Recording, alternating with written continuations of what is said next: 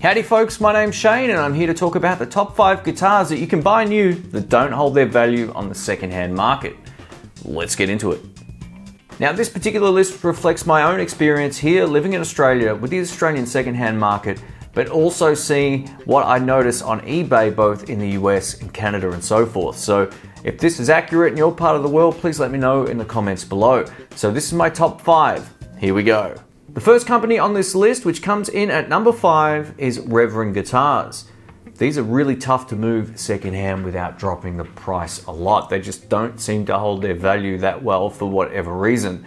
I think it could be the fact that most of these are made in Asia now as opposed to the US. Some are still made in the United States. They may hold their value a little bit more, but I see these come up on eBay all the time and they're at least almost half of what they would be if you were to buy them new. That's why shopping on the second-hand market can be good, but also if you're trying to sell on the second-hand market, you're just basically banging your head against the wall because you know the value and the quality of these instruments, you just can't give them away. So Reverend guitars, as much as I personally like them, comes in at number 5.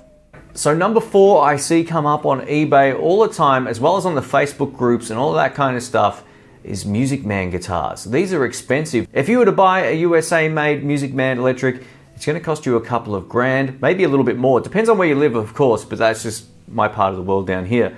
Selling them, it's not worth your time. People just don't know how good an instrument they are, or they're not prepared to spend much on them in the used market. It could just be a reflection of the used market in general, but some of the best tones I've ever heard from my good friend Brian were from his MUSICMAN guitar. The whammy bar works great. It's kind of like a small-bodied Strat in many ways, the one that he's got, but it's a great guitar. But he also told me he's not even going to try selling it because he's just basically done his dough. He loves it. It's not worth his time to sell it on the second-hand market. So great guitars, just hard to get rid of. This next one will no doubt come as a shock, but if you've owned a PRS, you probably realized you have to drop it quite a lot to be able to sell it used. In Australia, I see these go for under half price of what they're worth new. I've had so many people shoot me messages saying, hey, I'm selling my PRS for 2 grand, are you interested? And I'm like, I'm not interested. It would have to be even less for me to want to go buy one than 2 grand. And new, they're $4,000 or $5,000. So I see PRS guitars between 50 and 60% of their actual value on the used market. It's pretty crazy when you think about it. Overall, the PRS guitars are beautiful. I think if you're going to buy one, it's one to keep rather than one you're going to resell. If you do resell it, you're definitely going to blow your dough. Just so you don't think I'm a brand hater, I'm actually going to put 2 of my guitars into this category as number 2. So Tokai guitars or Japanese guitars in general. Japanese guitars are beautiful instruments, they're unreal. I put them up against any Gibson or the higher quality Gibsons and they absolutely hold their own. The thing is, on the second-hand market, people don't want to spend that sort of money on buying one of these guitars. So I'll give you an example. I recently purchased a Les Paul style Love Rock electric guitar from Tokai. They're about $1,600 to $1,700 deal price in Australia. Brand new, case, hard case, everything. On the second-hand market, if you can find one of these, they're a hell of a lot cheaper.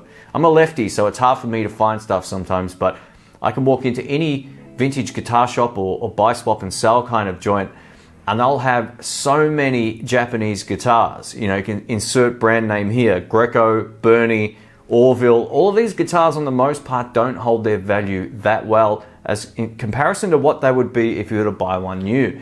So if you buy one of these guitars, definitely try and shop on the used market. You'll get yourself an absolute deal. Just don't try and sell it on the used markets. So it's a bit of a double-edged knife right there. It's kind of one of those tough situations. If you're actually shopping for one, you'll get a deal, but if you're actually trying to sell one, it's going to be tough work. So number 1 on this list might come as a bit of a shock.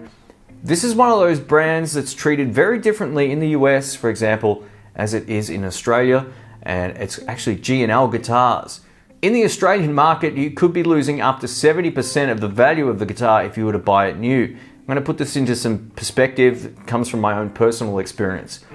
In the US, G&L guitars are actually revered as being great guitars. In Australia, most people either don't know about them or they're obviously not as popular as Fender in most people's eyes, so they just don't hold their value here. But I paid $950 US for a G&L ASAC Classic, and I tried my best to really love it, but I didn't, so I sold it. I sold it for just over $550 Australian. I just couldn't get rid of it. I had it at $700-800 for quite some time, and then I basically did my dough on it. So that one comes from experience.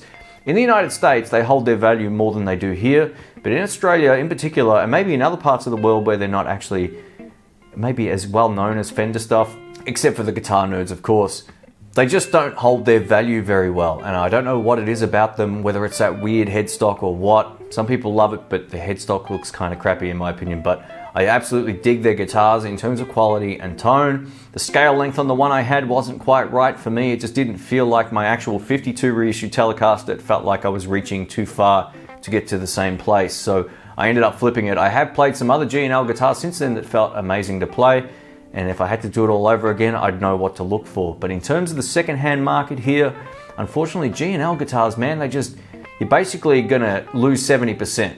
If you paid, say, $2,200 for a brand new G&L or something like that, you're gonna be losing a lot of money. If you could sell it for $600 to $700 on the used market, especially here, you'd be lucky. So that comes in at number one. Please let me know what you think of this list. This comes from my own personal experience with guitars, as well as seeing and sort of taking note of what's going on online for over a number of years now. And yeah, so this is my list. We had 5, which was Reverend guitars. We had number 4, which was MUSICMAN. Number 3, which was PRS. We had number 2 as Tokai or Greco or whatever. And number 1, G&L guitars. So let me know your thoughts on this list. If you're new to the channel, don't forget to subscribe and click the bell. I have more videos coming up like this. I hope you enjoyed this. This is a little bit something different for my channel, so I hope you get a kick out of it. Thanks again for watching, folks, and I'll catch you all soon. See ya.